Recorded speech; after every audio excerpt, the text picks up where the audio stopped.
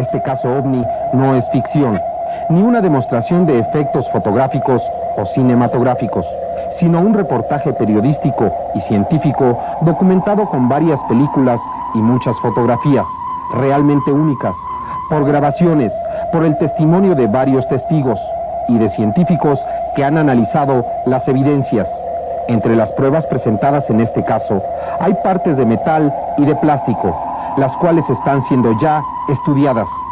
Estas fotografías de ovnis son las más claras, más vivas y reales que jamás se hayan tomado en la historia de la humanidad. Este es el caso de un campesino suizo, Eduard Willy Meyer, y su sorprendente contacto con seres venidos de otros planetas. Este caso fue cuidadosamente estudiado por el equipo de 60 Minutos y resulta tan sorprendente como fascinante. Cada una de las evidencias que aquí presentaremos fue analizada por científicos de todo el mundo. Solo en los Estados Unidos, 20 especialistas analizaron las películas que mostraremos en este reportaje.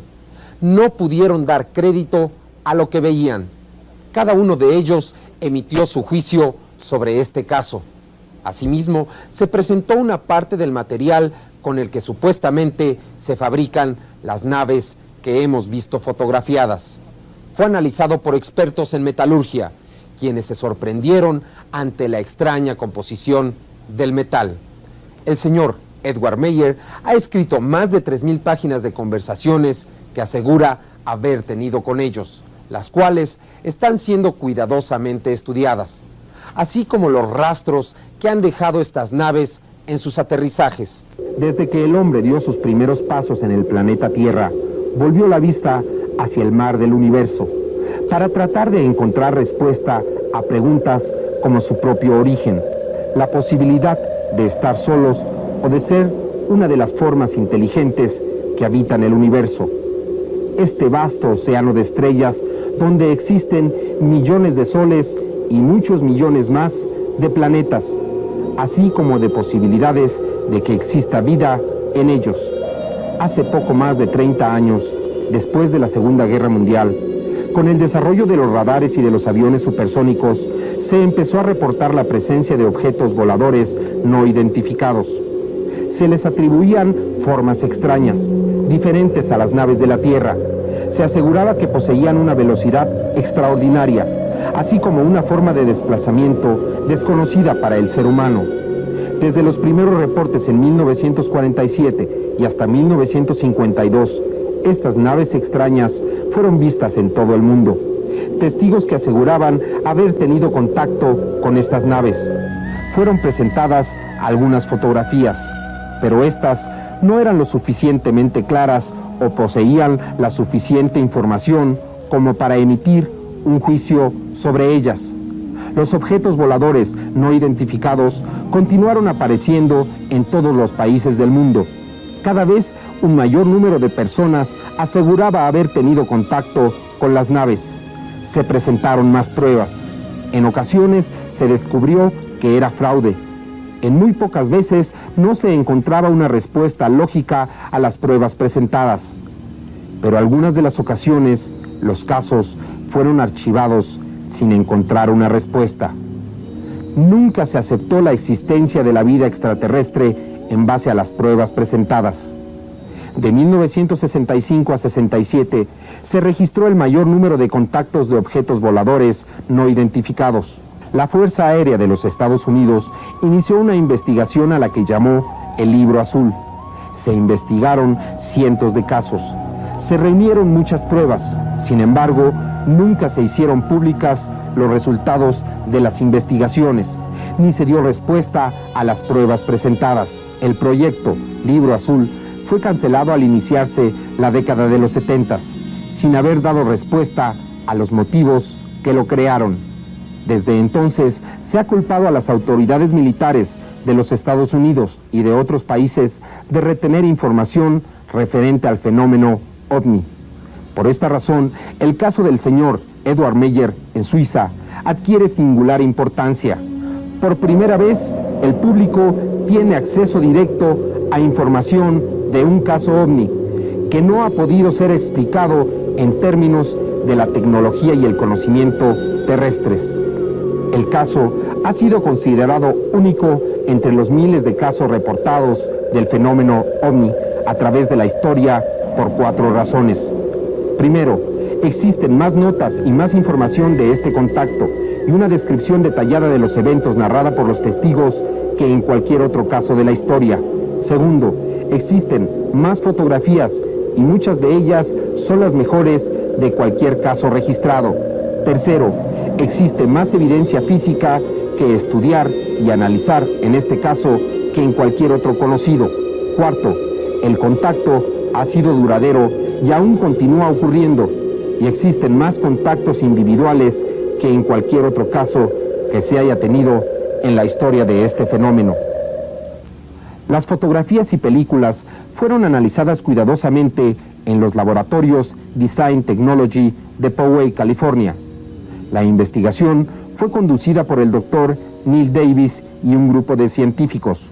Uno de ellos dice: por lo que respecta a nosotros, no podemos negar la existencia y la realidad de estas naves, puesto que el resultado del análisis confirma su autenticidad. Por ejemplo, hemos analizado una y otra vez estas fotografías y pudimos comprobar que las fotografías eran reales y no eran fotografías arregladas. Utilizamos una serie de computadoras para analizar cada uno de los granos de la fotografía y de la película de esta imagen y pudimos comprobar la presencia de un objeto volador no identificado y de un jet atrás. El resultado que dio la computadora después del análisis es que el ovni se encontraba más o menos a 900 metros de la toma.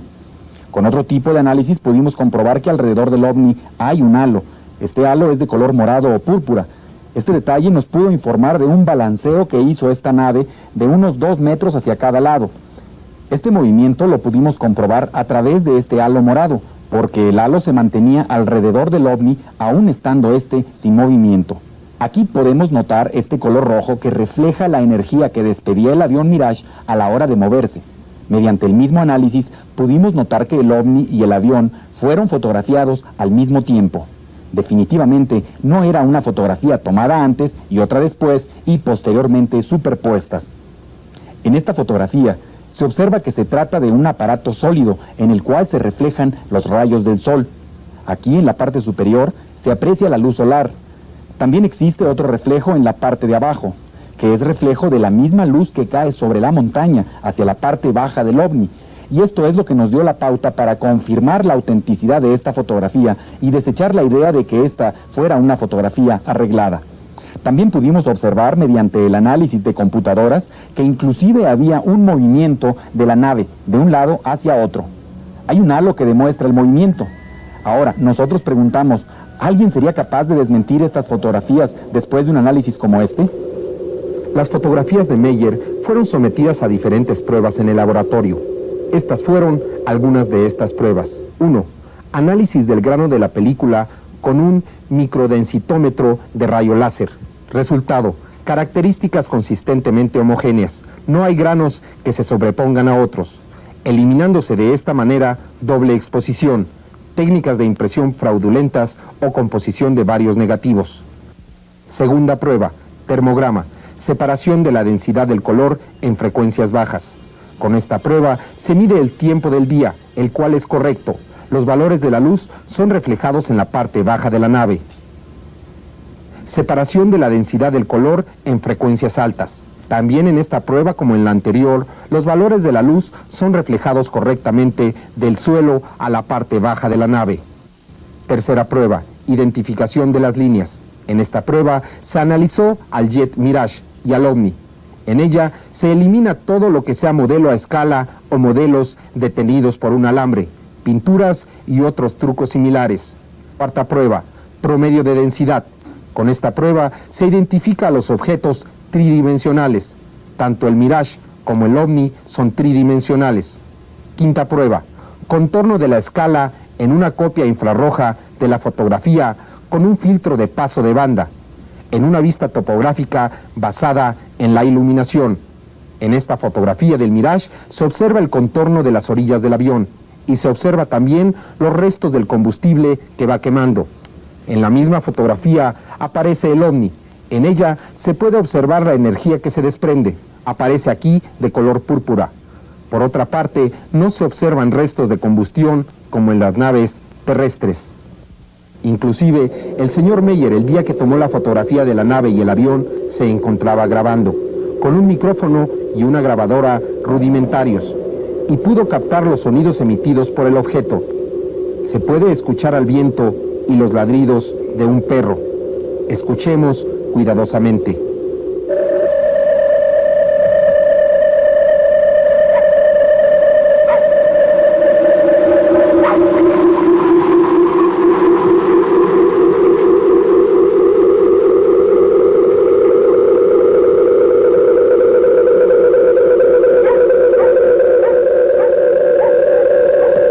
El científico norteamericano Wendell Stevens, experto en sonido, expresa su opinión acerca de esa grabación.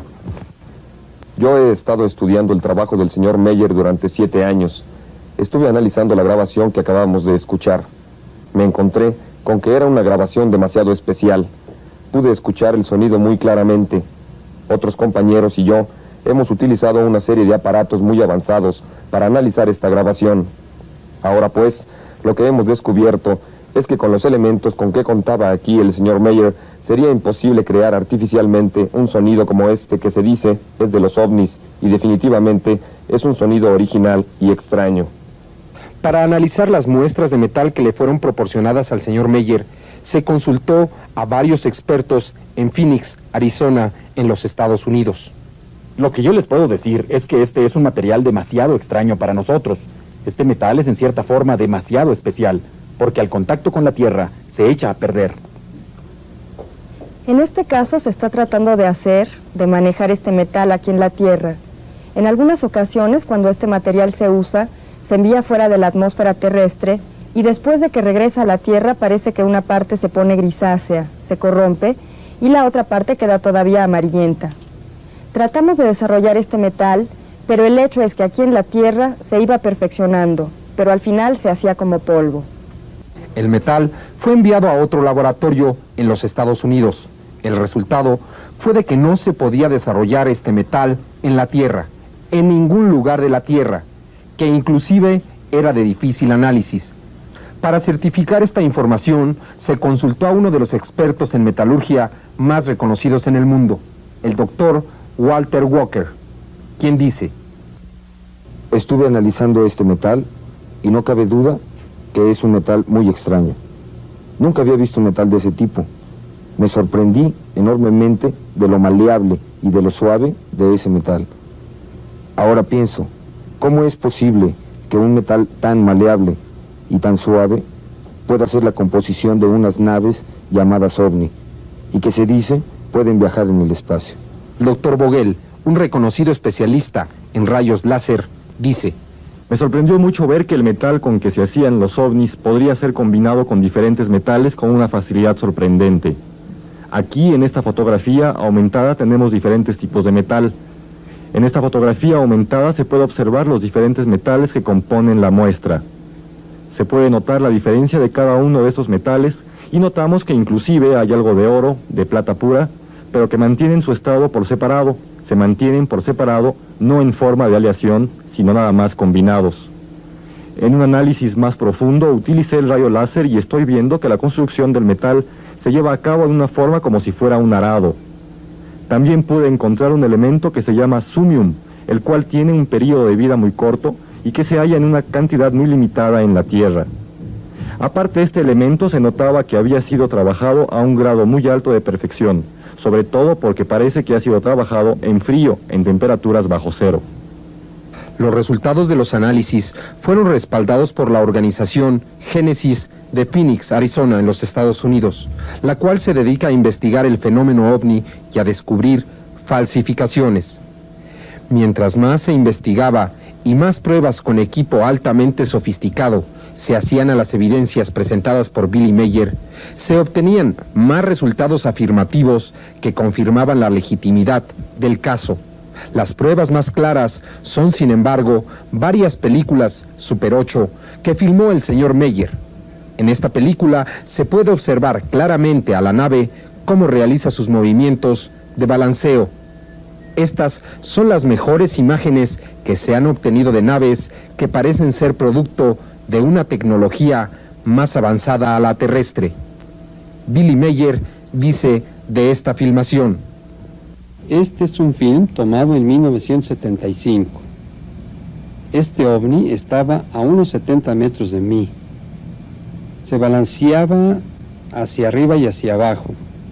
Aquí se puede notar perfectamente bien cómo está desarrollada la toma. Este es el momento en que el ovni está efectuando una serie de movimientos un poco inestables como de balanceo. Posteriormente pude captar el momento en que el ovni se elevaba y perdía en el cielo. Estas imágenes, al igual que las fotografías que estamos presentando, han sido analizadas por diversos expertos y la conclusión ha sido siempre la misma. Los objetos voladores presentados son reales. No se trata de algún truco. En casi todas las filmaciones aparece otro objeto en movimiento, lo que hace prácticamente imposible una superposición de imágenes. En junio de 1975, el señor Meyer fue a la ciudad de Oberg-Sadelek. Tomó varias fotografías de los ovnis, además de una película en Super 8. De ese día recuerda Edward Meyer. Yo estaba sentado por acá cuando apareció el ovni. Eché a andar mi cámara de cine y pude tomar esto que estamos observando. Estuve filmando este ovni durante 3 minutos. Como parecía que ya se acababa la película, regresé a revisar la cámara.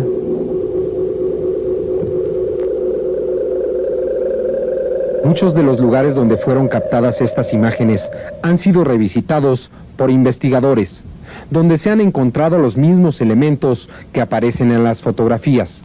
El señor Meyer muestra aquí 2 fotografías tomadas el 8 de marzo de 1975 a las 5:40 de la tarde. Para que no fallara la toma, puse la cámara recargada sobre este pequeño pedestal y ahí pude tomar la fotografía sin que la cámara se moviera. El 14 de abril de 1976 se pudieron tomar estas fotografías. En ellas vemos a un ovni que estaba cerca de un avión de guerra. Este avión era un jet Mirage. Al igual que este avión, estoy seguro que el ovni también se pudo captar por medio de un radar. El ovni empezó a moverse hacia donde me encontraba. Parecía que iba a chocar por aquí, en esa área.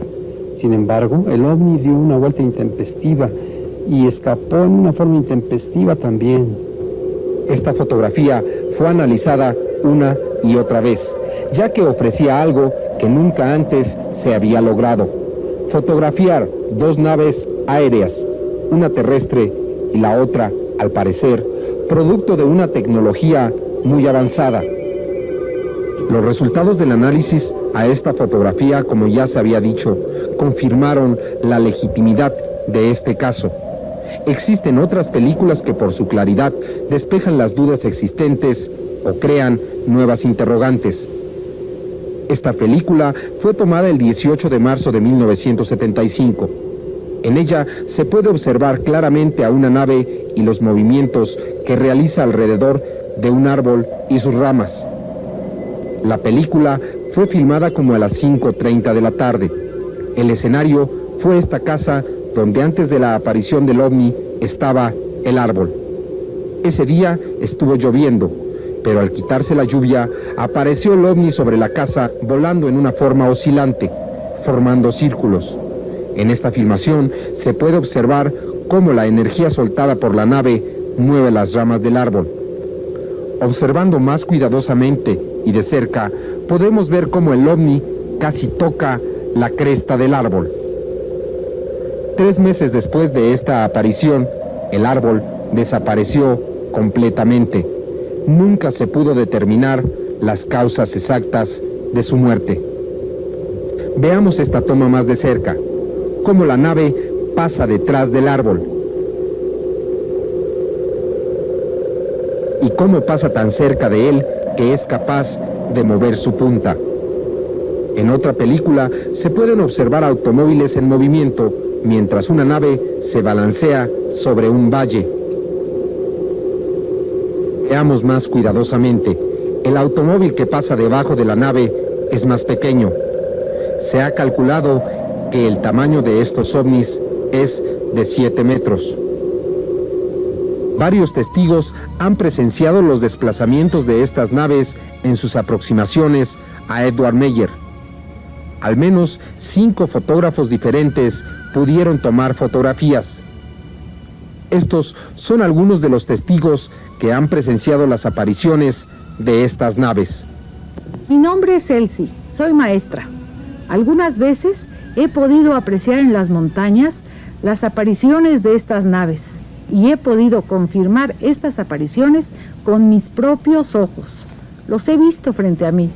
Hubo una vez en que un ovni me siguió por varios metros. Soy diseñador y vivo también aquí en Suiza. Estoy seguro que estas fotografías son serias.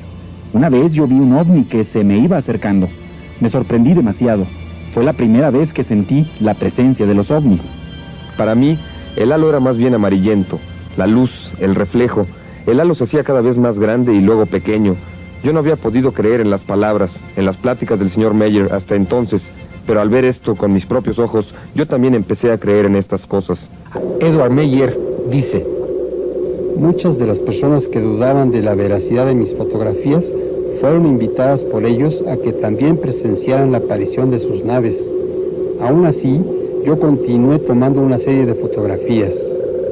Pero les diré que no me siento tan orgulloso de haber tomado estas fotografías, porque pienso que todo esto solo puede ser una muestra, es decir, una prueba que demuestre que los ovnis existen. El 29 de marzo de 1976 se llevó a cabo una de estas demostraciones. Se presentaron 3 naves, 3 ovnis fotografiados al mismo tiempo. Estas imágenes son únicas. En esa ocasión también se tomaron muchas fotografías de diferentes ángulos. En este detalle se puede observar a la nave detrás de la rama del arbusto, un elemento que aseguran los expertos hace prácticamente imposible una falsificación. Existen otras 3 películas filmadas en Cine Super 8 por Billy Meyer de los ovnis. Una de ellas fue filmada en este sitio algunos años antes. En ella se puede observar a un ovni en movimiento y las ramas de un árbol que se agitan por el viento.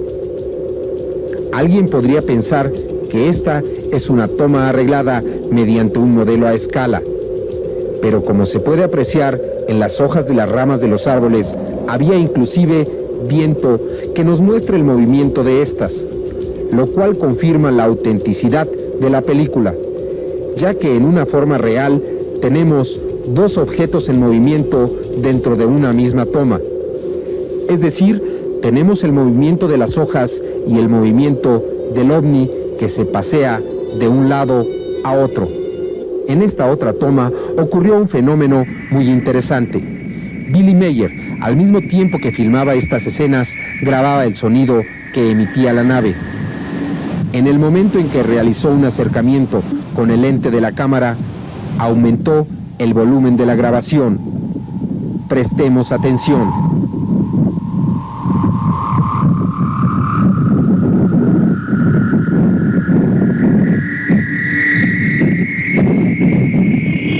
Las 2 últimas películas son muy especiales, porque las naves desaparecen en menos de un 24avo de segundo, en plena filmación, es decir, en menos tiempo de lo que corre un cuadro de película, por lo que la desaparición parece instantánea.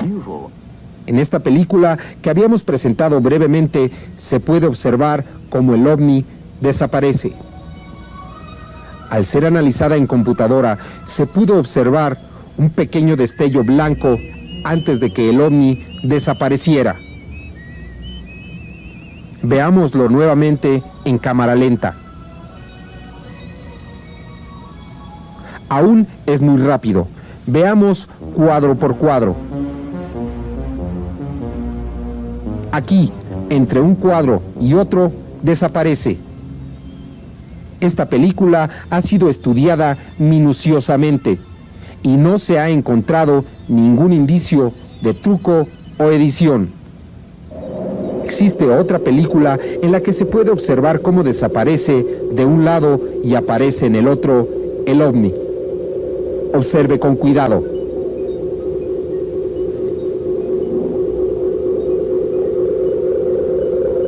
También esta película ha sido analizada sin que se haya encontrado en ella algún tipo de falsificación. Además, en esta película se observa un desvanecimiento de la nave más que una desaparición brusca. Esto se puede notar si se corre la película muy lentamente con aparatos especiales. Estas han sido las pruebas presentadas por Edward Meyer para probar su contacto con otros seres del espacio. Pero, ¿cómo ocurrieron los hechos? ¿Cuál es la historia detrás de estas fotografías, películas y tantas pruebas que demuestran la legitimidad del caso? ¿Cómo pudo Edward Meyer ponerse en contacto con estos seres? Y si habló con ellos, ¿qué fue lo que le dijeron? Hasta este momento del reportaje, todos los hechos han sido demostrados mediante fotografías, películas, grabaciones, testigos y el análisis a todos ellos. Incluso los testigos fueron interrogados con detectores de mentiras. Ni una duda ha surgido. Los contactos de Edward Meyer con una forma inteligente de vida de otra parte del universo solo se encuentran registrados en su mente y los ha descrito con sus propias palabras. Desde que el caso se inició, 7 veces se ha atentado contra la vida de Billy Meyer y su familia. Milagrosamente ha escapado siempre ileso.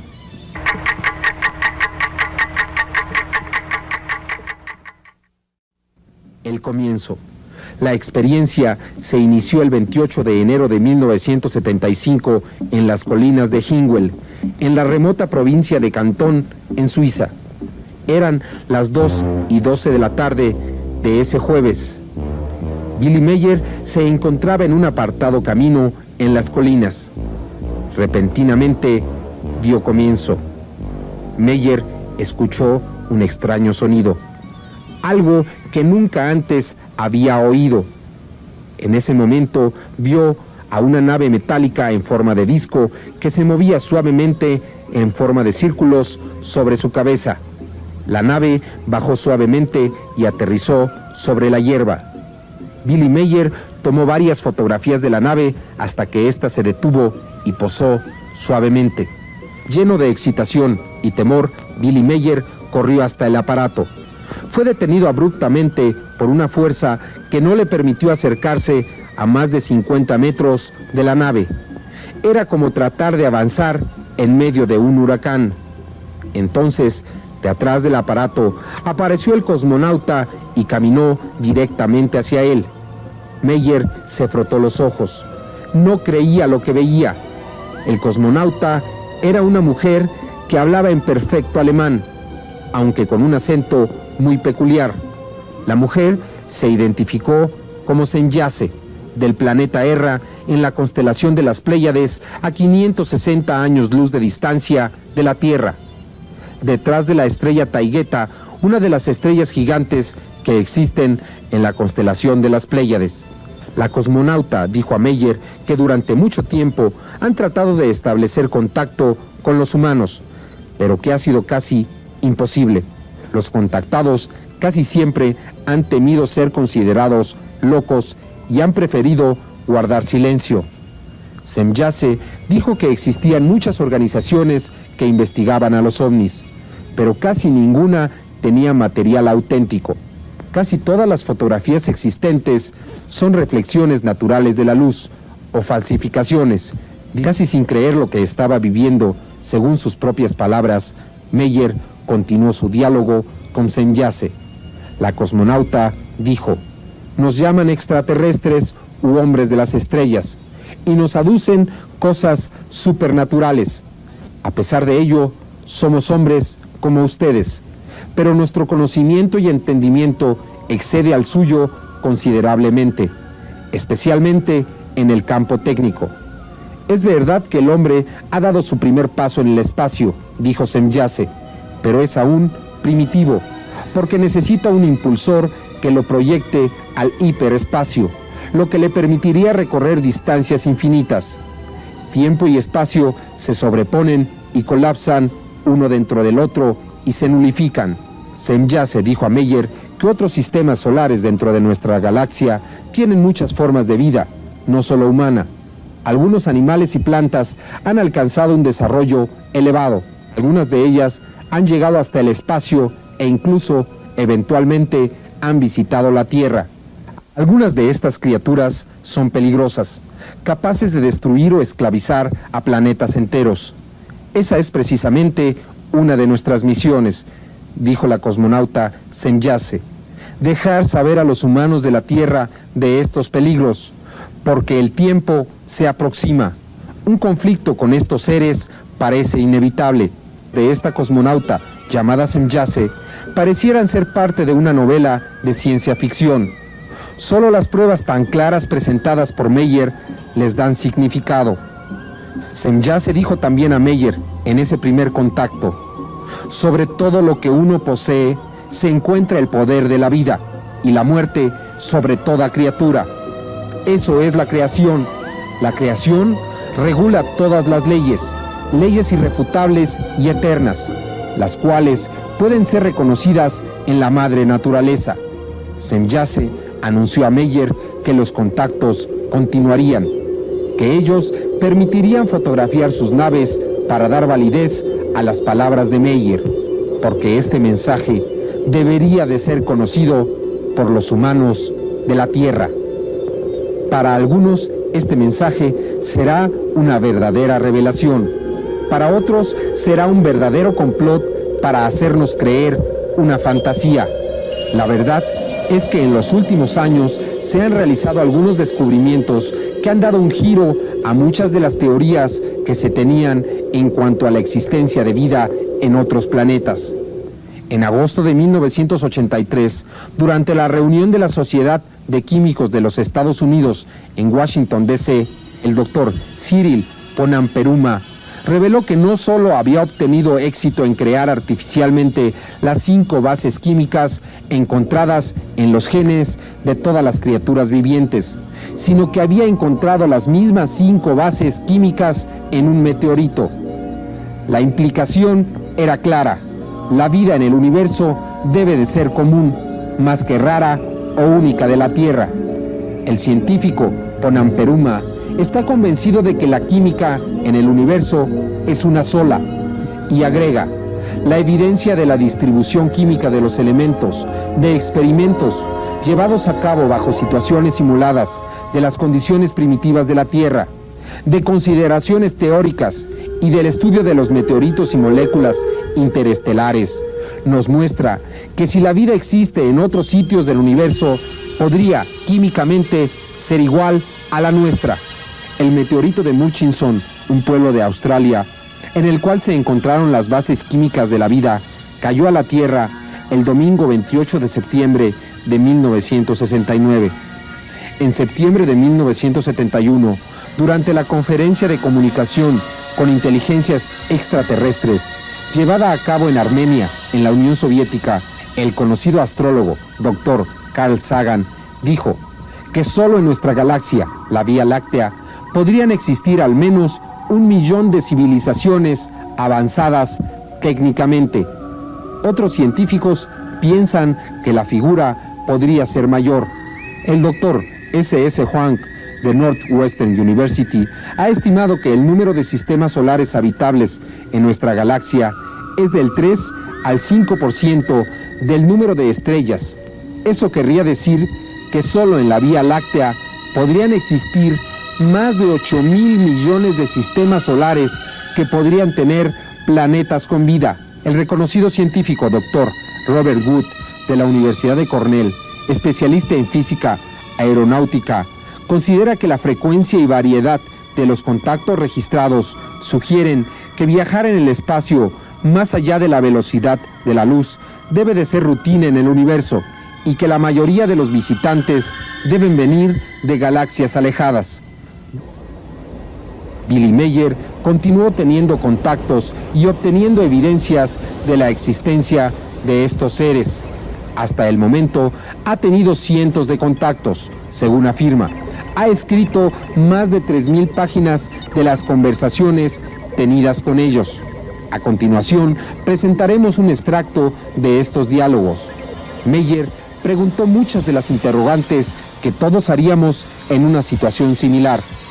En el segundo contacto, Semjase dijo a Meyer que rutinariamente venían a la Tierra otros seres que secuestran a humanos para investigarlos. En la mayoría de las ocasiones son regresados sin que sufran daños o recuerden cualquier cosa, pero a veces nunca vuelven a ser vistos. Tercer contacto ocurrió el 8 de febrero de 1975 a las 3 de la madrugada.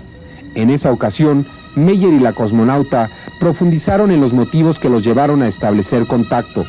Semjase le dijo a Meyer: nosotros, como los humanos, estamos lejos de la perfección y tenemos que desarrollarnos continuamente. No somos superseres, tampoco somos maestros, misioneros o preparadores. Nosotros solo sentimos la obligación de preservar la vida en desarrollo en el universo como ya existe. Aquí y allá establecemos contactos con los habitantes de otros mundos. Escogemos algunos y les damos explicaciones, pero solo cuando una raza se desarrolla lo suficiente como para ser pensante y racional. Entonces los preparamos lentamente para el conocimiento de que no son las únicas criaturas pensantes del universo. Meyer preguntó a Semjase por qué no aparecían ante las masas y se mostraban públicamente. ¿Por qué no se ponían en contacto con los gobiernos? Semjase contestó: sin excepción, los gobiernos de la Tierra tienen hambre de poder y sed de lucros, a muchos de los cuales les gustaría dominar plenamente la Tierra. Y sin duda les gustaría dominar el espacio. No existe interés en nosotros mostrarnos al público, continuó Semjase. No somos guardianes ni observadores de los terrestres. También en esa ocasión, Semjase reveló a Meyer que los humanos en el espacio pueden vivir cerca de 1000 años, lo que parece demostrarse con los experimentos que ha llevado a cabo la Unión Soviética en el espacio.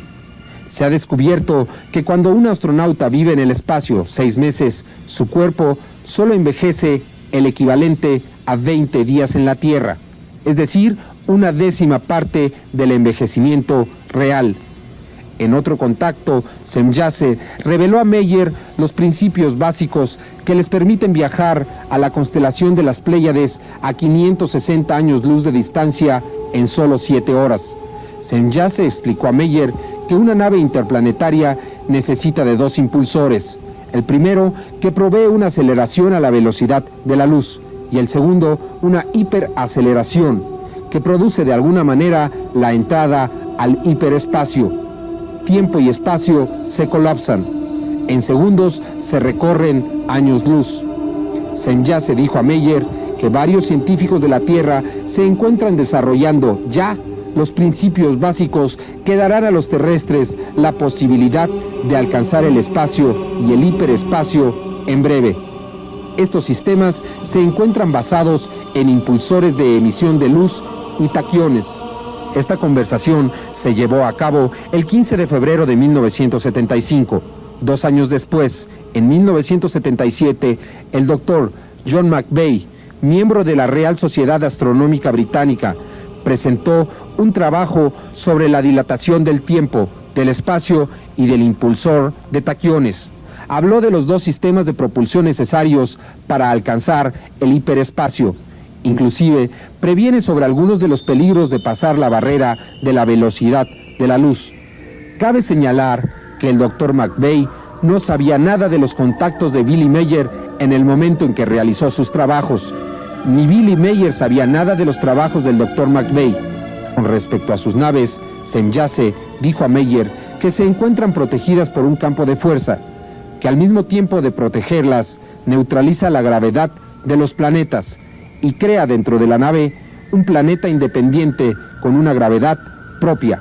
Semjase no quiso dar detalles a Meyer porque dijo que el hombre de la Tierra necesita desarrollarse más a sí mismo antes de resolver estos secretos y no utilizarlos en perjuicio de otros, como ya ha sucedido antes en el universo. Seres que pretenden conquistar a otros planetas. Si el hombre de la Tierra, dijo Semjase, pretende dominar a otros, podría enfrentarse a su propia destrucción. El 2 de marzo de 1975, Semjase dio un mensaje a Meyer dirigido a unos cuantos científicos, y de acuerdo a la cosmonauta, eran uno de los motivos principales de su misión, ya que el planeta está registrando cambios que podrían terminar con todas las formas de vida, especialmente en la ionosfera, en la llamada capa de ozono. En solo 60 años, dijo la cosmonauta, la capa de ozono ha perdido el 6.38%. El gas de bromo y otras sustancias químicas son las responsables de la pérdida de esta capa. Semjase reveló a Meyer que esta situación ha empezado ya a causar mutaciones en seres vivientes del planeta Tierra. La capa de ozono impide la entrada de rayos ultravioleta a la atmósfera. Y de acuerdo a esta información, 20 puntos de la capa de ozono han sido gravemente afectados, especialmente 3 puntos que podrían abrirse y dejar pasar los rayos ultravioleta en solo unas cuantas décadas, lo que significaría el final de la vida en este planeta. El 18 de marzo de 1975, Semjase volvió a referirse al hiperespacio. La masa de un cuerpo, dijo, crece en relación a la velocidad creciente. Esto significa que la masa puede crecer hasta el infinito. Nuestras naves, dijo Semjase, están protegidas contra este proceso. Es precisamente en este instante que utilizamos este proceso para crear una verdadera desmaterialización. Y somos capaces de parar el tiempo y el espacio simultáneamente. Uno anula al otro. Pero si una nave atraviesa la velocidad de la luz sin alcanzar el hiperespacio instantáneamente, podría ocurrir una catástrofe. Así como si se alcanza una velocidad mayor a la de la velocidad de la luz, pero no suficiente para el hiperespacio. El 17 de julio de 1975 ocurrió la mayor experiencia de todas las que había vivido hasta ese momento Edward Meyer. Fue invitado a realizar un vuelo interespacial. Meyer llevó su cámara consigo y obtuvo fotografías de este extraordinario evento. Desafortunadamente, 4 de los 5 rollos que fueron tomados desaparecieron. Fueron sustraídos del laboratorio donde se les reveló y por supuestos amigos de Billy Meyer. Solo un rollo fue conservado y de él solo sobreviven unas cuantas fotografías. Afortunadamente, hay una que está siendo sometida a análisis, en la que se observa claramente a una gran nave orbitando un extraño planeta. De acuerdo a Meyer, la nave madre medía más de 20 kilómetros y albergaba a 143,000 seres vivos y a muchos androides. Estas naves viajan de una constelación a otra, de una galaxia a otra. Esta nave se encontraba fuera del sistema solar de la Tierra, ya que para viajar utiliza el espacio abierto, fuera de la órbita e influencia de los planetas. En la nave, Meyer pudo fotografiar a algunos de los cosmonautas. En esta fotografía se puede observar a Asket. Semjase y otros cosmonautas no permitieron ser fotografiados, ya que frecuentemente cumplen misiones en la Tierra y no deben de ser identificados. En esta otra fotografía se puede observar a Asket y a Nera. Estas fotografías y la de la nave madre aparecen un poco distorsionadas, pero esta distorsión fue considerada desusual y fue atribuida al ambiente que existía dentro de las naves.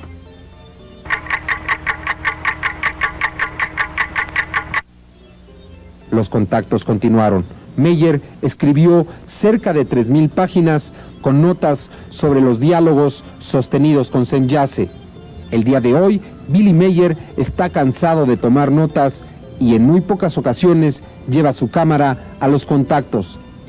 Está cansado de tratar de convencer a una sociedad hostil. En realidad, de poco o nada le ha servido dar a la publicidad sus experiencias. se rehúsa a aceptar dinero por las fotografías, películas o cualquier otra clase de evidencia. La historia resulta tan extraordinaria que muy pocos la aceptan.